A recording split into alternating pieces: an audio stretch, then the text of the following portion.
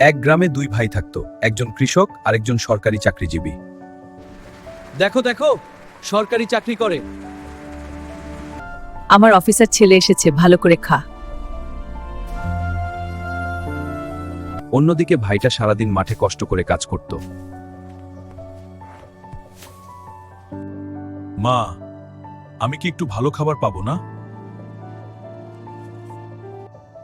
তোর তো বড় চাকরি নেই। একদিন হঠাৎ মা খুব অসুস্থ হয়ে গেল। কিডনি নষ্ট, দ্রুত অপারেশন দরকার। মা আমাকে ভালো না বাসলেও আমি আমার জীবন দিয়ে মাকে বাঁচাব। আসল নায়ক তুই, আমি ভুল করেছি। মানুষের চাকরি না, তার হৃদয়ই আসল বড় জিনিস।